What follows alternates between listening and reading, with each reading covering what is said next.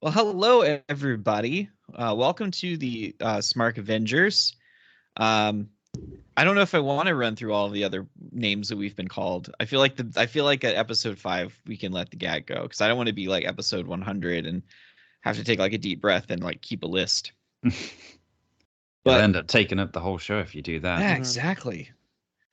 So, yeah, my name is Corey, and with me is John and Dylan. And we are three people who enjoy reading comic books in various different capacities and then discussing them in no particular order or theme. Mainly, we're not a review show, and we don't like to stick to general topics. We kind of jump around. So we had a couple of episodes where we did deep dives on certain characters. We've had a couple episodes now where we have we reviewed an event. We had a list of our favorite weird obscure characters. So let's talk about movies. How's that sound, guys? I Yeah. dig it. Yeah. Cool. So the Marvel movies are probably the biggest thing going at the moment today still. They've been running for about 15 years now. And every year you get another list of this Disney Plus series and this Disney Plus series. And then there's these 5 movies coming out within the year and they're all interconnected. That is the kind of the trend, is the multiverse universe concept, the extended universe, whether it is the Marvel universe, the DC universe, the dark cinematic universe, or was it? No, it's the dark universe cinematic universe. That's my favorite one because it was one movie and it died. Do you guys know the Dooku? The what? The Dooku, the dark universe cinematic universe. Oh, I thought you meant like that sounded like you were talking about like a new group of aliens or something. Well, Yeah, I thought the Star Wars character. no, is it a Star no, Wars no. guy? No. The Dooku is the Dark Universe Cinematic Universe. It was Universal Studios' attempt at making a series of interconnected classic monster movies. Mm-hmm. It started with there was like a Dracula movie and then a Mummy movie, and they were not well received, and the concept pretty much died. Yes, this was after they'd already announced like all the Jekyll upcoming and Hyde stars and of stuff. it and stuff. Yeah. Yeah. He was actually in that Mummy movie, but they'd announced. I can't remember who else was in it. I think like Johnny Depp was supposed to be the Invisible Man or something, and yeah. So it was like kind of a bunch of heavy hitters, but the problem is they were like old heavy hitters. What's kind of made the Marvel stuff interesting is that they have all of these kind of young, at the time that a lot of these movies were made, kind of fresh-faced actors like Chris Hemsworth and Chris Evans, and of course Chris Pratt, who was more famous for being kind of a lovable goofball in the television series Parks and Recreation. Mm-hmm. All the Chris's. A lot of Chris's. Mm-hmm. But the Dark Cinematic Universe, or the Dark Universe Cinematic Universe, the Dooku, had like Russell Crowe and Tom Cruise and Johnny Depp and all. I think Benicio del Toro was part of it as well. Why not? Man, put Benicio del Toro. Why not? Yeah. Just stick him in there. Put him in there. But yeah, so all of these movies anymore are very like, we're going to do interconnected. With the merger of Discovery and Warner Brothers, they're like pushing really hard to completely revamp the DC universe. What I miss though is when I was a kid, there were a series of Batman movies came out, and almost every single one, Batman was a different actor, and every different actor had a different iteration. And we're going to kind of talk about Batman today, and we're going to be talking about every actor who played Batman in a cinematic movie theater release. So we're not going to really go into cartoons, aside from a few exceptions. We're not going to go into video games, except, again, for a few exceptions of actors who happen to do both. Mm-hmm. And this is kind of just as a reminder, because one of us admitted before we started recording that they might forget and accidentally do this. We are not going to mention who our favorite Batman is until the very end, where we try to guess. Mm-hmm. Does that sound like a plan? Yeah. Hell Everybody yeah. else try to guess who our favorite Batman is as well. Even though you'll have absolutely no context for this since you barely know who any of us are. But still, Exactly. Try to guess anyway. Hey, they've Play had along 4 at home. episodes. They've had 4 episodes to get to know us. Where we didn't mention Batman once. Not once, because it's been very, very Marvel heavy, which is much to my chagrin as more of a DC guy. So we're going to start off with 1943 and the 15-part Columbia serial, simply known as Batman, where the first actor who played him was Lewis G. Wilson. Have either of you ever seen the 15-part 1943 Columbia serial? Yeah, he's my favorite Batman. Oh, fuck. Damn it, Dylan. God damn it. No, I haven't seen it. I haven't seen it. That was No. a joke. A little a goof. No, I haven't seen it. A little gag. Little goof. Little goof. So this particular Batman serial is interesting in that Lewis G. Wilson was, at the time, he's, I think so far, still the youngest actor to ever play Batman. He was 23 years old. The problem is he was a bit pudgy, and the costume did him no favors. And it's a high-waisted Batman costume, I will tell you that. He also had a very high-pitched Boston accent. So after the 15-part serial Batman, that was the last time he ever portrayed the character. But have you ever watched any of these kind of serials before? They were very popular for a long time.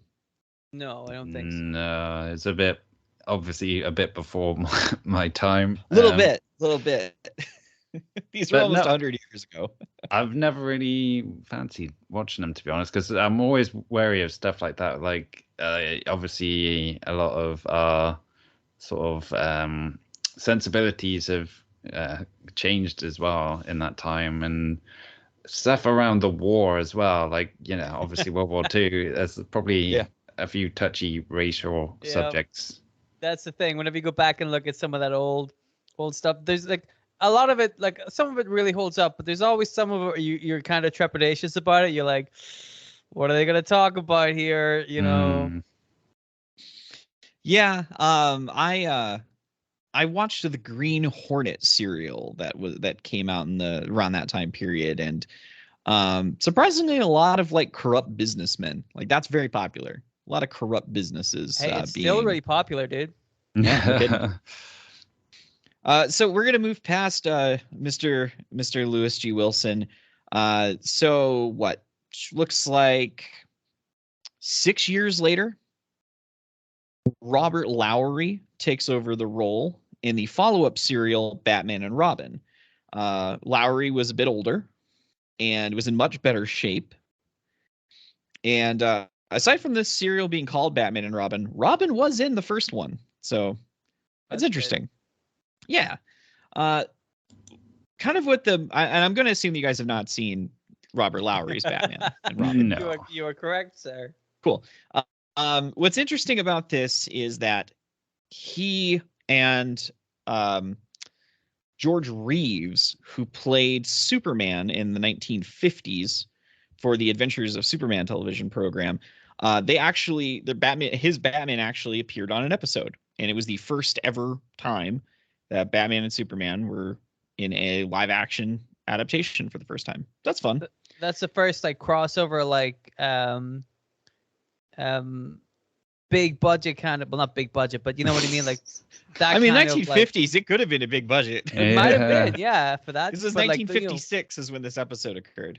Like, it was only really recently, whenever on the big screen we got to see Batman and Superman in the same film, and boy, what a film that was. So we'll get to that one in a bit. Ooh, I cannot wait for that. But we had a long time. They're in the same comic universe, but it took them a long time to get together in films like that. So it's really interesting that they actually did that, because back then, they're like, fuck it, who cares, right? But Batman and Superman, they're best friends. They'll go for beers. Why not? Yeah. So yeah, that's Batman and Superman were on the same episode of the Adventures of Superman, and coincidentally enough, according to this list that I'm reading, Mr. Lowry and Mr. Reeves had appeared together previously in a World War II anti-VD propaganda film called Sex Hygiene that was shown to soldiers that basically said, don't fool around while you're on duty or you will come away with something. That's a good slogan.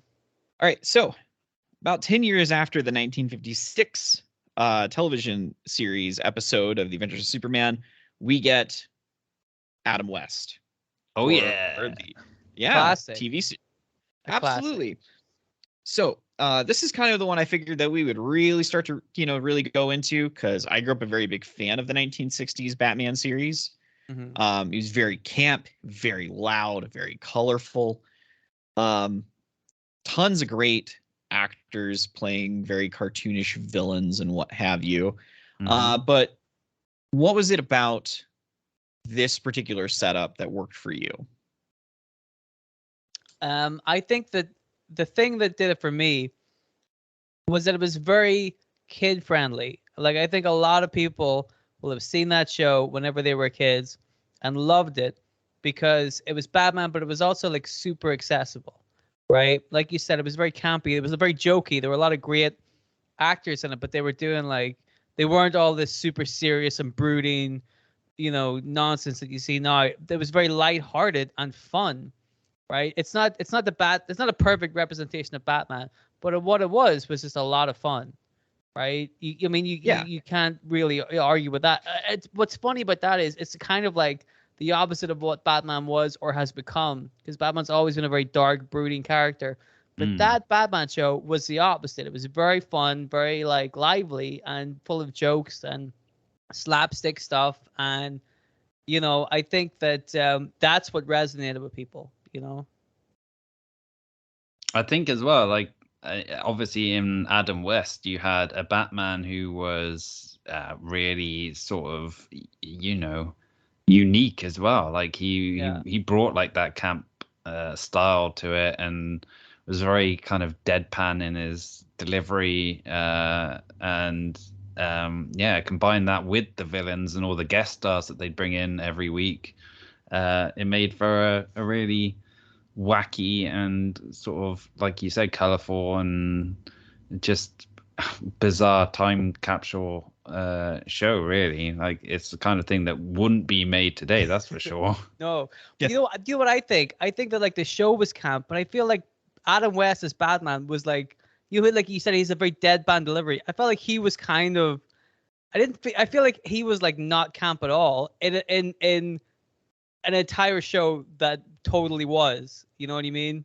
Because he was so kind of deadpan and almost serious whenever all this, even when he's dressed up like a bat or whatever, he's all this ridiculous stuff is going on. He treats it super seriously all the time, and that I think it's a really good disconnect with all the other over the top villains, doing all this weird shit, and then he super 100% seriously pulls out a can of a shark repellent spray. Do you know what I mean? No irony in there whatsoever. I think that's what makes it stand out, Yeah. I think what you kind of pointed out was it's a very different interpretation of what Batman is today.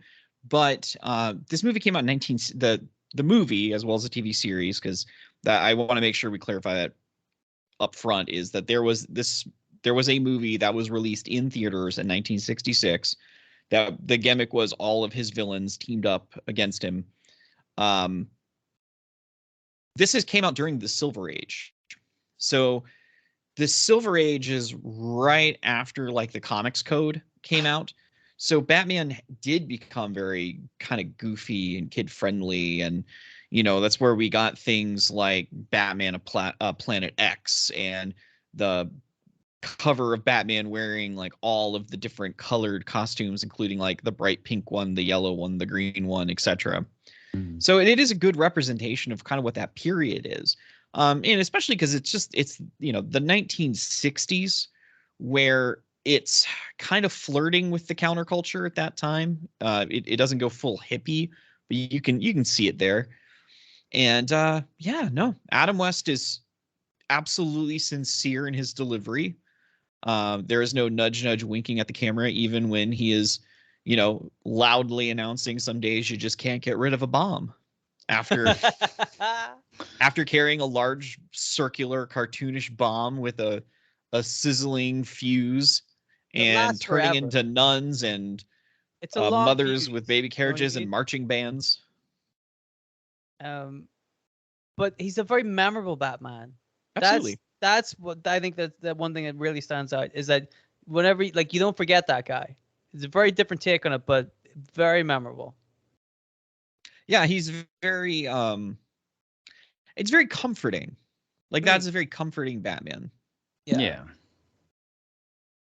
So to move away from Adam West, because we got a couple of Batmans to cover, we're gonna head to 1989, where Adam West kind of was the definitive Batman for a very long period of time. It all changes up with Tim Burton and Michael Keaton. So Michael Keaton was Batman for the 1989 Batman, as well as the sequel, Batman Returns. Thoughts on Batman? Well, you could see it like getting a little darker now. I mean, A with little. Tim Burton, well, yeah, well, I'm going to say a little because with Tim Burton involved, there's always like a little bit of like oddness to it that doesn't make it fully totally depressing and dark. Do you know what I mean? There's always a little bit of like strangeness and lightheartedness to it. It's not super depressing, but tonally it's very, very different from the Adam West Batman. And I think probably by that point was reflecting what the comics were like at that time. You know, more brooding, a more serious kind of Batman. I think it's important to remember as well, like Michael Keaton, when he was cast as Batman, there was huge controversy about it. Like people, like comic book fans, really weren't happy with his casting because they saw him as like a comedy actor. Yeah. And they were like, what the hell is this guy doing playing, the Dark Knight? But in a weird way, though, I felt like certainly the two Burton movies, Batman wasn't necessarily the star of the show anyway. Like the first Batman movie is basically a Joker origin story, and Batman is sort of an incidental character, really. Like he has a bit of a romance plot with Vicky Vale and whatnot, but mostly it's all about Jack Nicholson's Joker and how he's, a mob boss trying to work his way to the top, and then his actual boss tries to kill him and all this kind of stuff. And how he falls in the vat of chemicals and comes out all crazy and white. And so it's almost like Batman is a secondary character. And but even still, it's like a pretty memorable performance from Michael Keaton. Like he sticks out in a lot of people's minds, which is why he's supposed to be appearing in the new Flash movie, which should be coming out at some point. And he was going to be in that Batgirl movie as well before that got shit canned. So yeah, I mean, there's a reason why they've gone back to that well, I guess, is because for a lot of people, Michael Keaton represents what many people think of as Batman. Yeah, Michael Keaton had a very understated intensity to him that was really like the first movie you got to see that. Because you're right, Michael Keaton is a fantastic comedy actor. I think one of, if you've ever seen him is, for God's sakes, Beetlejuice. Yeah. Let's see, Beetlejuice and Night Shift. I love Night Shift. That's a great one. Anyway, yeah. Michael Keaton has a very understated intensity to him. Batman Returns actually was the first movie I ever saw in a theater, and I was really, really, really young for that. Probably shouldn't have seen that, but as a kid, I was like a little kid. But yeah, no. What's interesting about that is, so we were talking about Keaton and we're talking about Adam West. The producer for the Adam West Batman series and movie, not a comic book fan. Tim Burton, also not a comic book fan. Couldn't give a shit. So I think that kind of what draws a lot of the few issues I've had with Tim Burton's Batman and Batman Returns. I will say one of the positive points that I have for that is that Gotham has never felt more like a character than Tim Burton, and that just that's Tim Burton's style, is setting scenes and creating a world. So it has nothing to do with Michael Keaton as Batman. Just the thing about those movies always stuck out. But no, he played Batman in 2 separate films. Was there any noticeable difference between Batman Returns and Batman for you? I thought Batman Returns was I personally thought it was a bit darker. Oh yeah, definitely. Because I think that Jack Nicholson, he's great as a Joker, but he is very, he's like, I'm playing a character called the Joker, better joke it up, Whereas I remember seeing Batman Returns as a kid. I saw it on the TV. I didn't see it in the cinema. And I'm like, well, that film's gonna stick with me. That it's stuff happens in it that's just very memorable. And I feel like it's a darker film. Yeah, I mean, like Danny DeVito's Penguin is one of the most horrific, villains of all time. Like he looks just absolutely creepy. He looks it's perfect casting. Yeah. That's like incredible when you think about it. You look back at it, you're like, that's your Penguin right there. But Michelle Pfeiffer as well. You can say she's perfect casting as Catwoman. She was I agree. Ideal.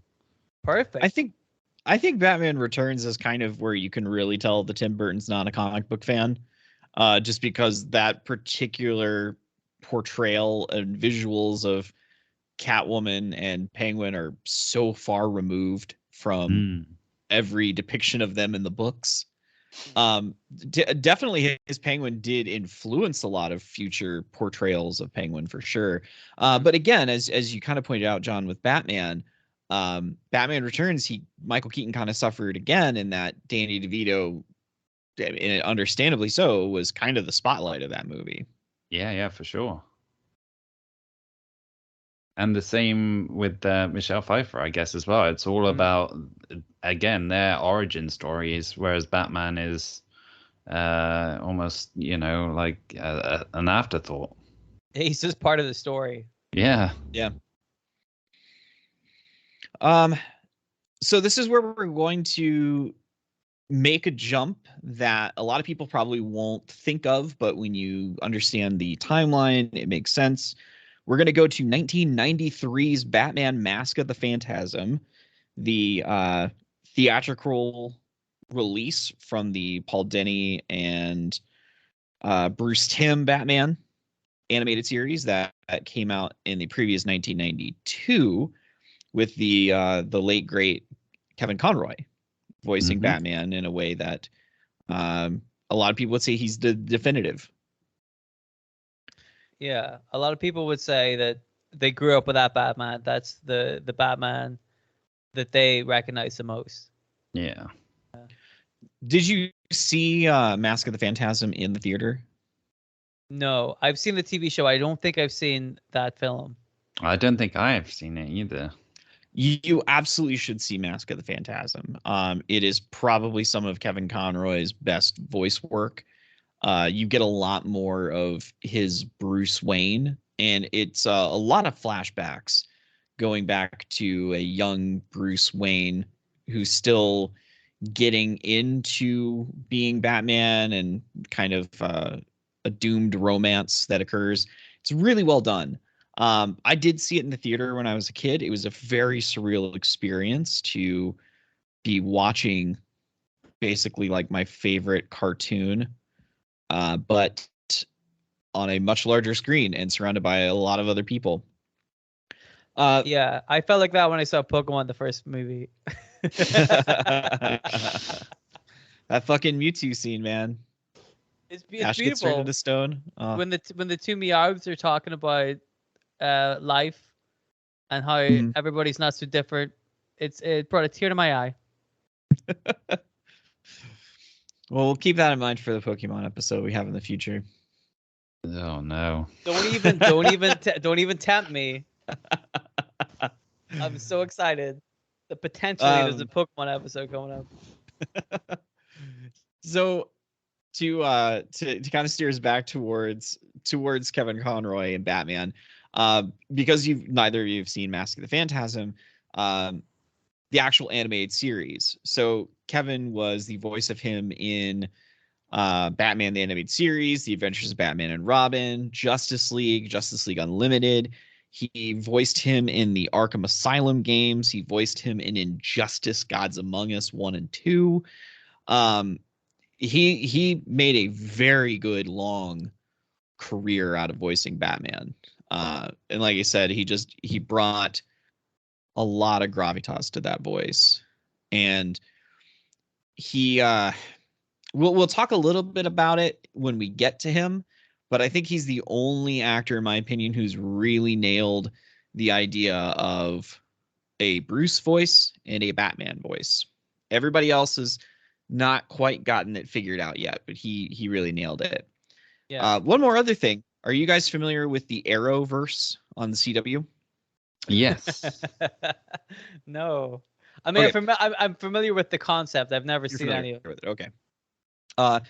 They had a big crossover series. That they did Crisis on Infinite Earths, and one of the places they went, Kevin Conroy got to be a live action Batman. But he was very much influenced by the Kingdom Come portrayal of an older Bruce who is wearing like an exoskeleton because his body is so battered and broken. Oh, geez, I almost forgot Batman Beyond. Holy hell. Yeah, no, Kevin Conroy, man. God, he probably, they probably definitively portrayed him the longest. Oh, without a shadow of a doubt. Yeah. All right, so we're going to hop back into the live action movies, and we're going to hop into 1995's Batman Forever, where Tim Burton is out, Joel Schumacher is in, and Michael Keaton has also decided to step back and is replaced with Val Kilmer. Any thoughts on Val Kilmer in Batman Forever? I mean, I'm a Val Kilmer fan. I've always been a fan of his work, but yeah, it's it's not the best of casting. But to be fair, it's not the best of like the way it's written. It's a lot more more in the vein of like the 66 Batman movie and TV series, a bit more camp and a bit more neon and stuff like that. And it's I don't know, it felt like such a tonal shift from where we were with the the Burton movies that it was hard to kind of just go along with in a way.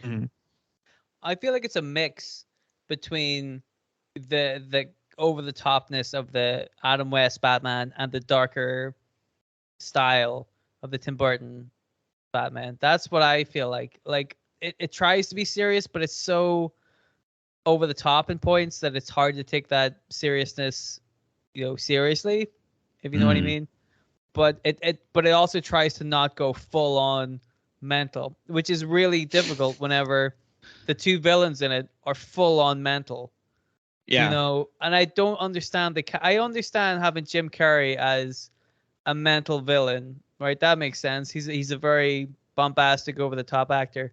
But then they got Tommy Lee Jones to also just go crazy against Jim Carrey, and you're like, who thought this was a good idea? Who told Tommy Lee Jones this would be a good way to wouldn't it have been better if one of them was super serious and one of them was over the top? Wouldn't that have been better? Why are they both crazy? And it doesn't work because that the Riddler is the main villain in it. So it's strange to watch Tommy Lee Jones try to compete against the Riddler to one up him. Yeah, well, a lot of that has to do with Tommy Lee Jones, not a comic book person, oddly enough. you It's a wouldn't, theme in this Batman right? show, isn't it? So I think only thing his only source of like knowledge came from like the 1960s Batman TV series, and I think he was just basing it off of like a Cesar Romero, as opposed to like trying to know what Harvey Dent / Two-Face was like. But yeah, no, it was definitely, you could tell that the studios were like, okay, people like Batman, that's great. I don't know if we want to keep going grimmer and darker and creepier, so Tim Burton needs to fuck off. And probably, I don't think it was that necessarily how that interaction went or why Tim Burton left, but I you could feel like definitely Tim Burton probably was like, I want to do something else with puppets. You know, I'm fed up and doing Batman. Yeah, it was yeah. They just decided that they didn't want Tim Burton to do it anymore, I think is what happened. But you could definitely see that they were more invested in marketing. For example, like when I was a kid, I had like Batman Returns toys, and the Penguin looked nothing like Danny DeVito. And you can kind of tell that's probably the direction they were wanting to move into of, all right, kids aren't going to want to play with a creepy Danny DeVito toy. So we need to like, shift gears a little bit. Val Kilmer, I'm also with John. I'm a very big Val Kilmer fan, Top Gun and Willow and, just awesome and tons of stuff. He didn't get along with Joel Schumacher. And I feel like you could see that in a lot of his acting. He seems really disinterested a lot of the time. Yeah. And it definitely just seemed that he was going through the motions and was wanting to get out as quick as he could. I agree. Like he seems kind of like wooden in parts, Yeah. Well, speaking of wooden, so does was it Christian O'Donnell as well? No, disagree. Hard disagree. Chris O'Donnell was fine. Chris O'Donnell was fine. He was absolutely fine. He tried. He was fine. I was not a fan. We're not here to talk about Robin, because if we were, this would go a lot longer, I feel. I'm a very big Robin person, but anyway, yeah, no, Val Kilmer was really kind of rough around the edges in this. You had Nicole Kidman. She was kind of just there as well. Everybody just got really overshadowed by Jim Carrey. And it's because Jim Carrey was channeling full Frank Gorshin mixed with Ace Ventura. Yeah. Yeah, it was basically when he was, like just becoming the biggest movie star on the planet. So, And to be fair, he's really good. Like, yeah, I know people think that he went way too over the top with the Riddler, but I'm like, I think he played the Riddler in a really interesting way. Why wouldn't you got the what Riddler you paid just for be like that? Yeah, you got what you paid for. You wanted Jim Carrey in this, you got Jim Carrey. Exactly. Like nobody could be too surprised whenever Jim Carrey turns up on a film set and is exactly what you expect him to be. That's part of the course. You got him. You got the full extent of Jim Carrey. He didn't half-ass it. He went all the way. So you can't be too disappointed in it. So we mentioned that Val Kilmer and Joel Schumacher did not get along. I think Joel Schumacher is quoted as saying, what did it say? Childish and impossible is how he described Val Kilmer. So they traded in Val Kilmer in 1997's Batman and Robin, and they got George Clooney, who was having his well, I don't think he was off of ER at the point yet, but he was definitely getting towards the end of his run there. And right before he was about to blow off as a super mega actor that we know that he is today. Any thoughts on George Clooney? I just feel bad for him. This was, it was supposed to be his big break into Hollywood and his transition from TV to movies, and he's put in this ridiculous movie, which I said that the previous one was a bit campy and stuff, but this goes so over the top with it. Was it the Bat credit card that got it for you? the bat nipples as well. Yeah. I mean, there's all sorts of crap in this where you just think, oh dear, why did they do this? Mr. Freeze's ice puns. Oh, I love those. That's the bit that gets me the most. I hate that.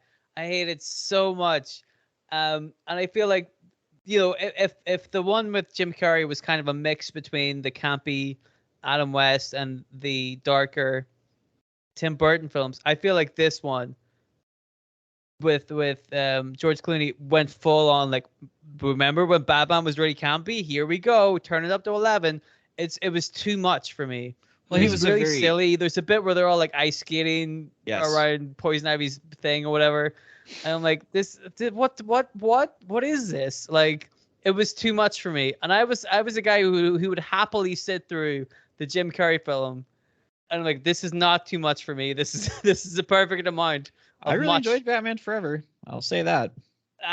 We have talked about Batman Forever before, and you and me have disagreed. What have we disagreed on?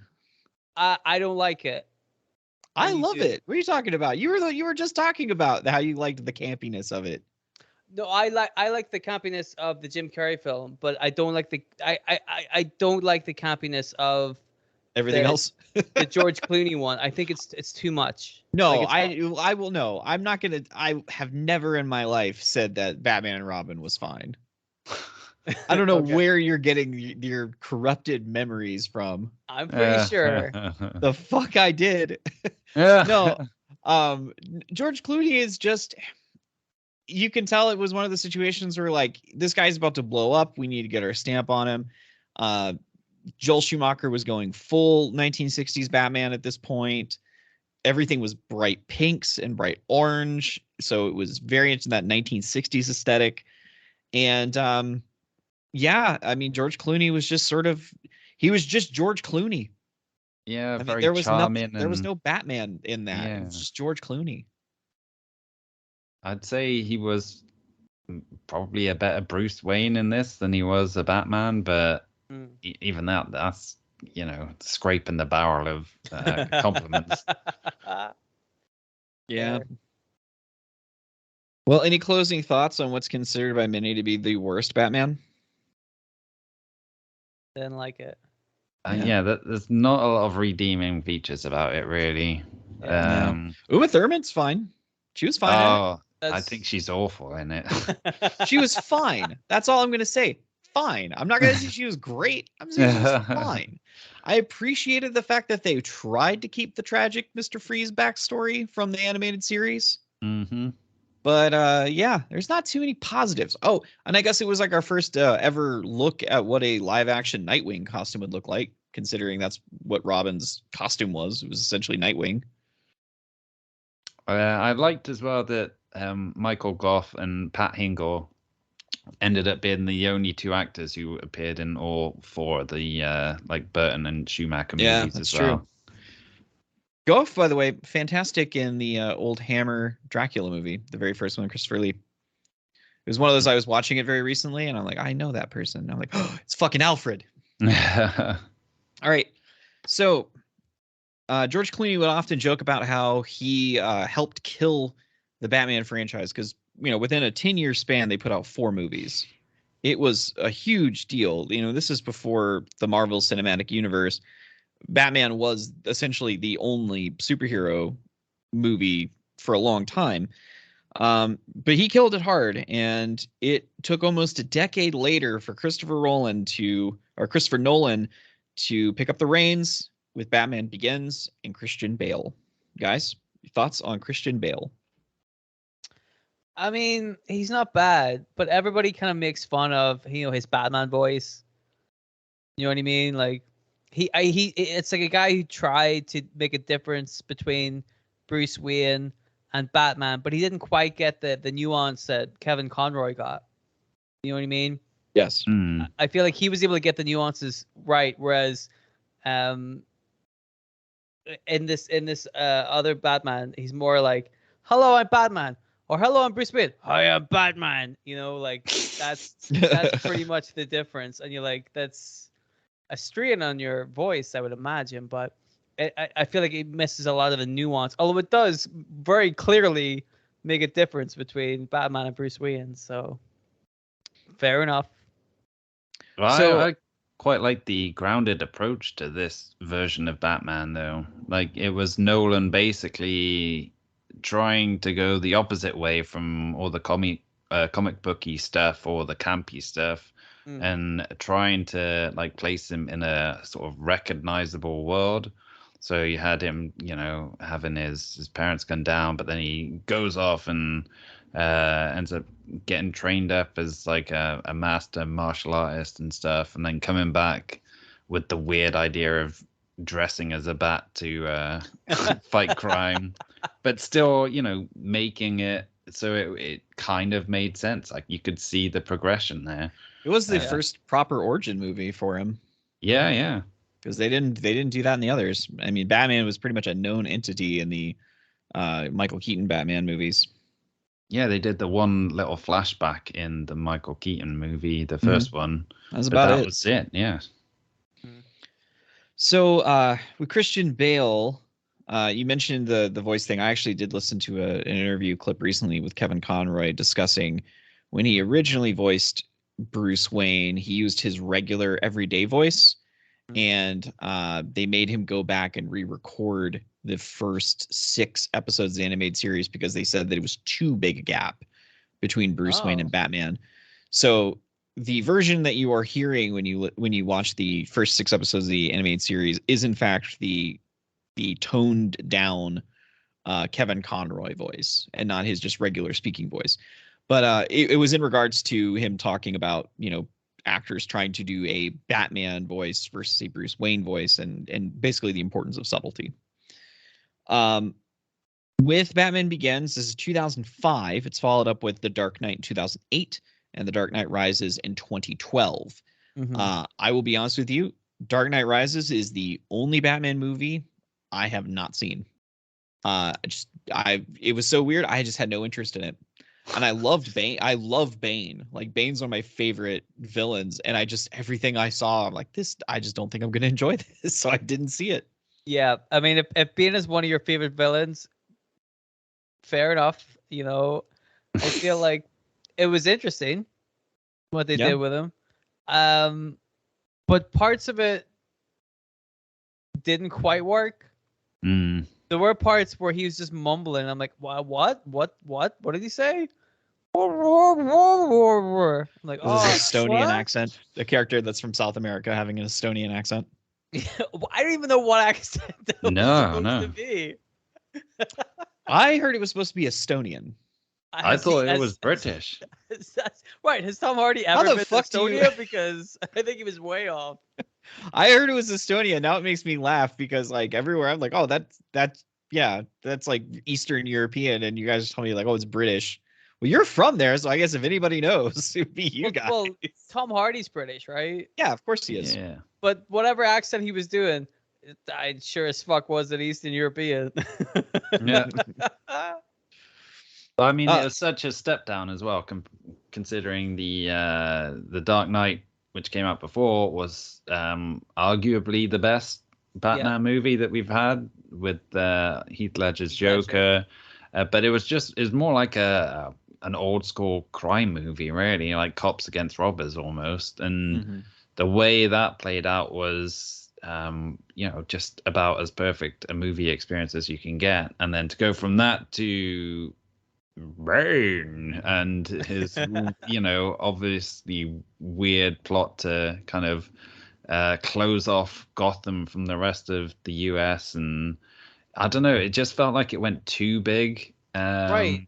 And it didn't quite fit the world that Nolan and Christian Bale had established. So I agree. I feel like they had like big intentions with this film that they weren't fully able to realize. Whereas the beauty of the other two, especially the second one, was that they were much more grounded and realistic. And the third one, they were trying to do something and they just couldn't deliver on it. Well, and we're gonna I don't want to talk about the cast too much, just because we're supposed to be discussing like Christian Bale. But I mean, I think this is the best ensemble cast I've seen in a Batman movie, with Gary Oldman and Michael Caine and whatnot, and have you just very well casted. It really gave a good it helped fill the world out a little bit more. But do you think he definitely did not suffer from this in the first Batman Begins? But do you feel like he fell into the Batman trap of the villains in Dark Knight and Dark Knight Rises completely overshadowing Christian Bale? Yes, kind of. I think that Heath Ledger was such a good Joker. Like immediately, that was what everybody took away from that film. Yeah. And I think that was part of the beauty of that film, and what works with the Tim Burton films as well, is that you can use Batman as the crutch in this film to highlight the villains and still make it an effective Batman film. And I think that Heath Ledger one does a very good job of that.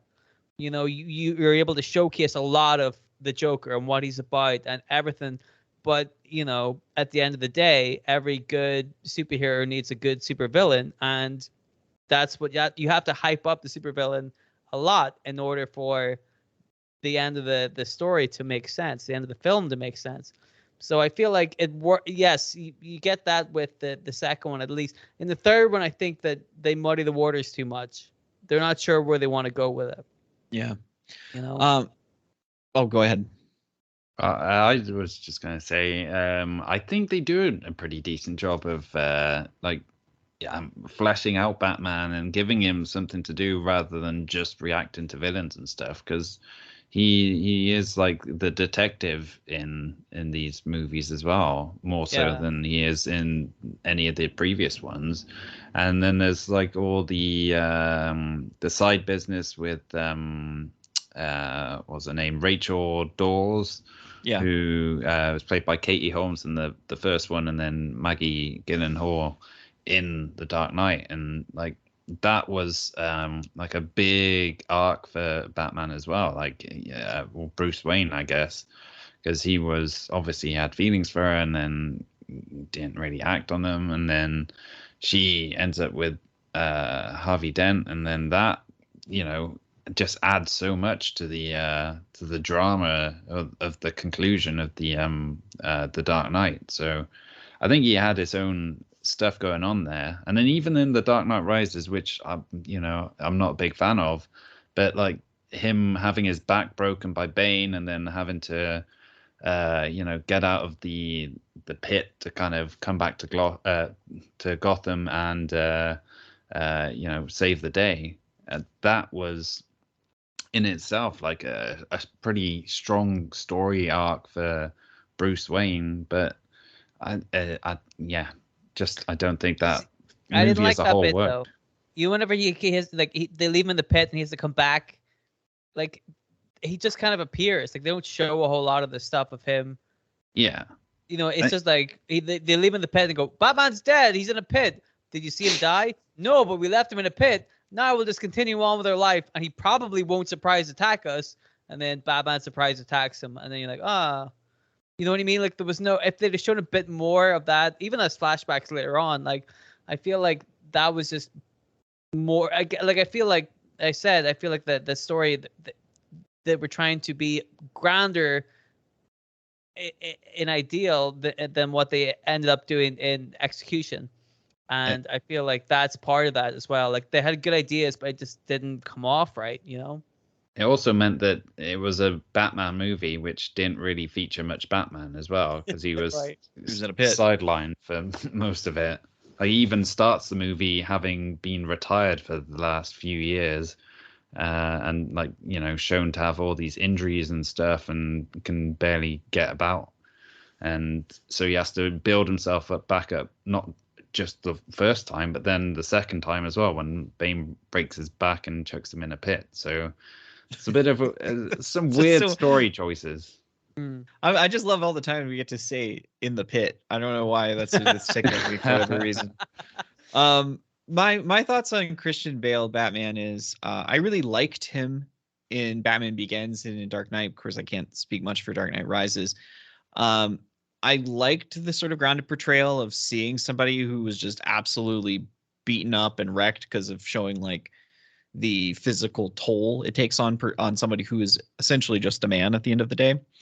I will say though, the one thing I just didn't care for he always seemed just reluctant to be Batman, and it just such a big departure from the would rather die than not be Batman that I'm just so used to reading and seeing, that it just all of those it just seemed like, especially with the Rachel Dawes storyline of his like, I'm gonna retire and we're gonna be together.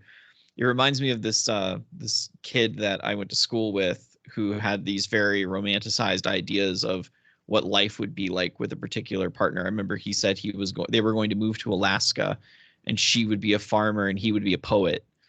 And it didn't work out for them, unfortunately. In fact, she didn't even really like him. But oh, I love that. She could do all the hard work, and I'll write poetry. Yeah. In Alaska, where it's really fucking hard to be a farmer. What are Yeah, they it was, farming? Snow? It's a lot of root vegetables getting in there. Anyway, yeah, I guess that's the thing. I never really cared for Christian Bale's portrayal and the kind of reluctance to be Batman. And that's gonna actually lead us to our very next Batman. After Christopher Nolan was done, he was done and seemed like he had no interest in trying to do the extended universes. Actually, no, I guess chronologically, we have to talk about Will Arnett, because 2013's Lego Movie. Mm-hmm. Will Arnett of Arrested Development and a million other comedy shows.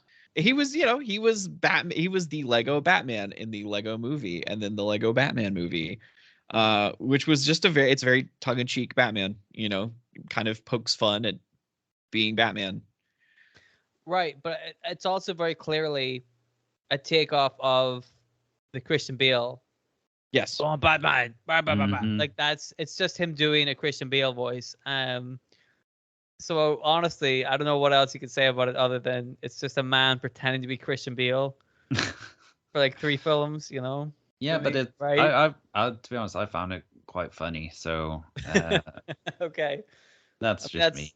That's fine. I wasn't criticizing the funny part of it. I'm just saying that as a voice actor, it just seemed like he was doing a Christian Bale impersonation, I guess so. That's it. That's all I gotta say. Yeah, it was fine. Yeah. I guess that's it. That's all we got to say about Will Arnett as Lego Batman. It's fine. So now we get to talk about the man, the myth, the legend, the Bat flick, Ben Affleck. Gentlemen, what are your Ben Affleck takes? As Batman or as Ben Affleck? I like Ben Affleck the person. He seems fine. I enjoyed his work in the 90s. Yep, agreed. What do you think of him as Batman? He definitely had the opposite problem that everybody else did, whoever seemingly played Batman, in that he is a comic book fan and was excited to play Batman, and originally was going to write, direct, produce, and star in another movie we'll be talking about shortly. But the feedback from Batman versus Superman and then Justice League was kind of enough for Ben Affleck to be soured on the experience. Don't you think it's weird that a guy who finally we get a Batman actor who is a big fan of the comics and is a big fan of Batman wasn't a great Batman? But to be fair, how much of that is him and how much of that is Zack Snyder's vision of what the DC universe was supposed to look like? Yeah, I'm not a fan of Mr. Snyder. I feel like he doesn't understand. He is another person who doesn't read source material and doesn't give a damn about source material. Which Snyder are we talking about here? Zack. Well, he's supposed to have been inspired by The Dark Knight Returns, which obviously a seminal Frank Miller comic book, but at the same time, it I guess it makes this a different interpretation of Batman because he's older, he's more world weary, he's a bit like beaten down and bitter. Yeah, definitely. And I think that's part of the storyline in the movie is he's become more violent as time has gone by. He certainly killed some people. Yeah. Which, to be fair, though, Batman loves killing people. To be fair, Tim Burton's Batman killed a few people as well, so you can't really criticize him too much for that. And that's never been my biggest problem. Machine guns to kill those people? No, he used a bomb to blow up one fat clown in the second movie. So I mean, that's understandable. That's clowns are spooky. How do you know that wasn't a Pennywise? Especially a fat clown. Like, come on, man. Yeah, that could have John. That could have been a Pennywise. Yeah, I'll give him that. Stephen King was probably towards his most popular in the 1980s. The It, television series, that wasn't that much, time difference there. He probably thought that was a Pennywise. You see a clown, you got to make sure it's not a Pennywise. Just see if it just kill him. Just kill every clown. Yeah. Yeah. Answer. Yeah. Kill a clown, right? Which is funny because Batman historically has done a good job of not killing the clown. Even though he gives him all the reason in the world to. One thing I don't get about Batman is, like, the Joker will come out and kill like 1 billion people, and then Batman will be like, well, I'll just put you in jail. You better not escape. And then the Joker escapes and kills more people, and then Batman just is like, don't do it again. You're like, more often kill the Joker. Though. More often than not, most of the storylines that have been is that Joker just disappears or seemingly dies. Yeah. I can't think of a recent example of Joker being like taken to Arkham or arrested. It's usually like there's an explosion of some sort or he falls off a cliff or some shit. Fair enough. I'll give you that. I think most people have caught on to your line of thinking, though, and they're like, listen, it's a little bit hypocritical for Bruce to be just arresting him. Yeah. You know what I mean? Ben Affleck as Batman, I thought was fine. It was definitely a source material. It was a source material issue for me. I don't like Snyder. I sure as hell don't like Joss Whedon, who punched up Justice League and made it worse. Not that I was looking forward to watching a 5.5 hour long Justice League movie, for God's sake. But Ben Affleck, I hate that for him. Like I said, he just seemed to be so enthused and excited to play Batman. But he became sad fleck, didn't he? I kind of agree with you, Corey, that like I don't know. I kind of like don't know how good of a Batman Ben Affleck was, because I feel like that was overshadowed by how bad the film Batman versus Superman was. You know what I mean? Like, he was probably a fine Batman, but that film, not good.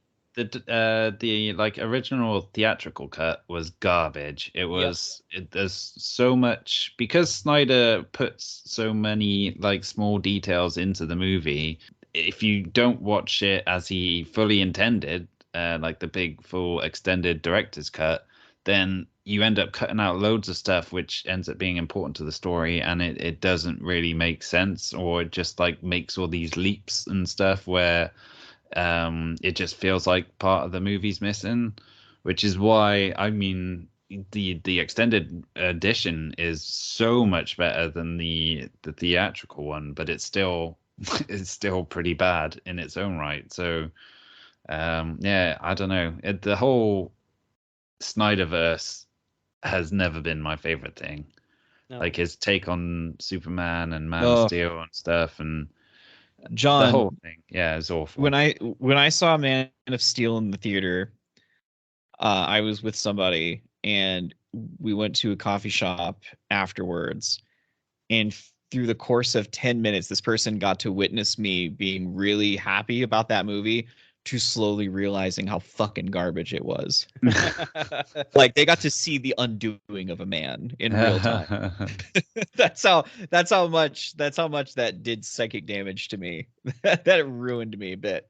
But yeah, no, let's also just go ahead and outright say that Joss Whedon's garbage and, deserves to get beaten with sticks, because he's a creep and threatened multiple people on the Justice League movie that he would ruin their careers. Well, that seemed to work out well for him. We're going to ruin his career. Yeah. Yep.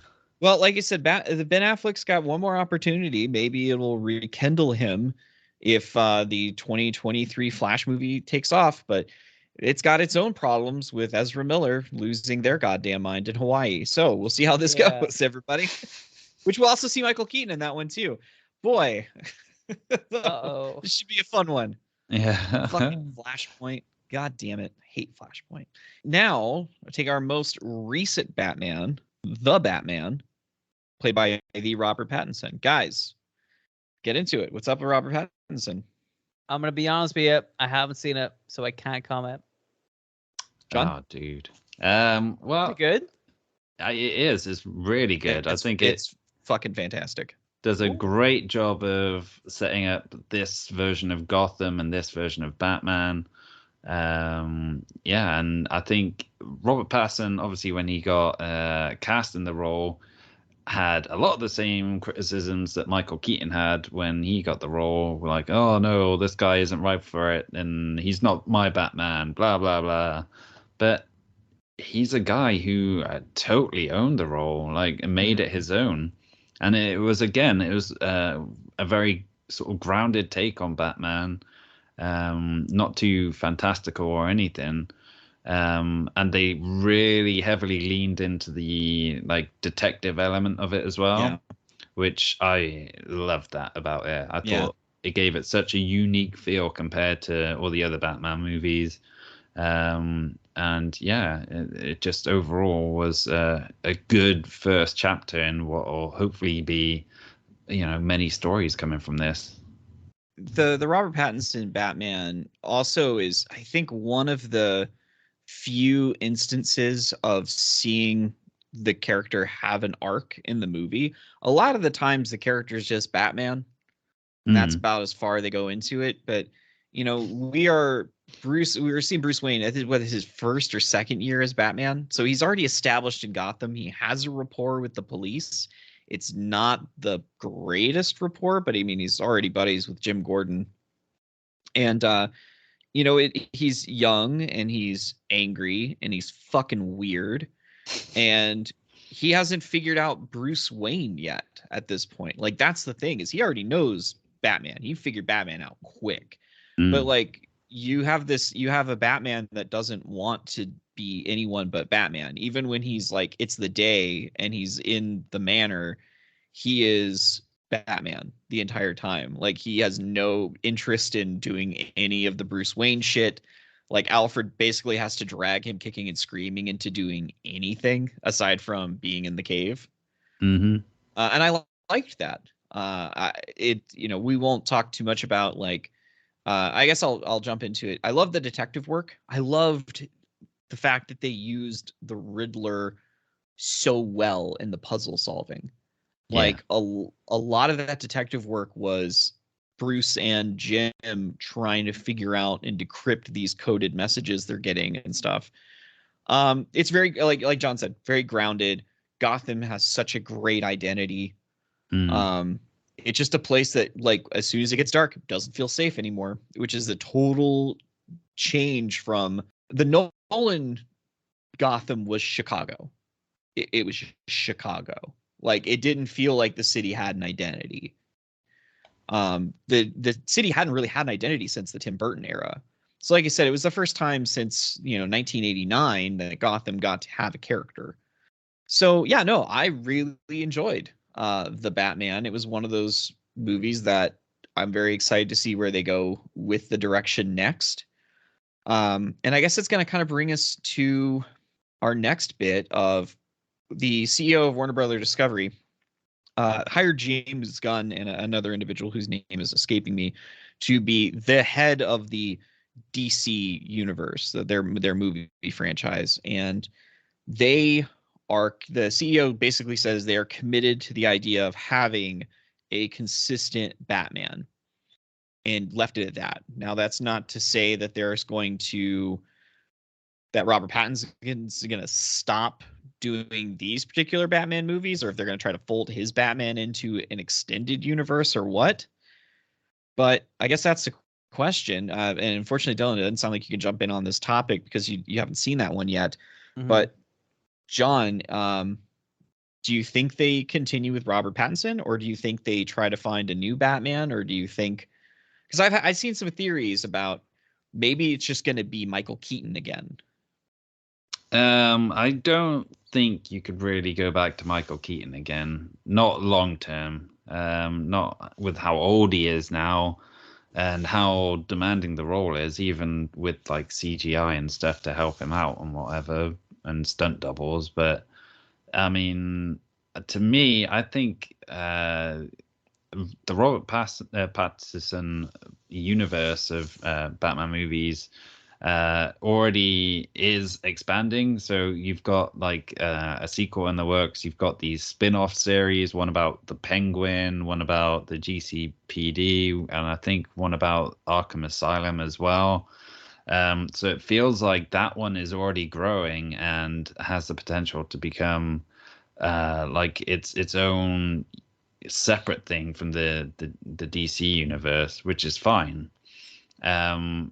But yeah, how that will fit into everything else that they've got going on, and they're trying to relaunch, obviously with Black Adam coming out, and that's supposed to be like this big jumping off point for a new DCEU or whatever they're calling it.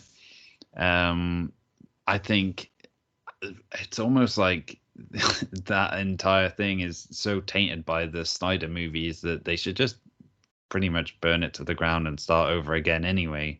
In which case, they should put all of their eggs in the Robert Pattinson basket.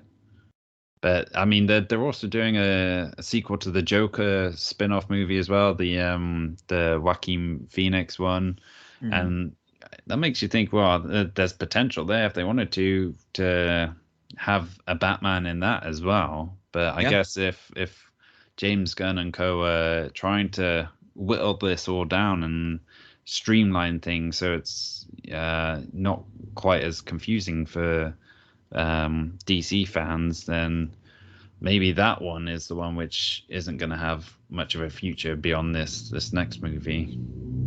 Dylan, you can't really comment on Robert Pattinson, but do you have any thoughts on the idea of, what the direction for the DC cinematic universe should be?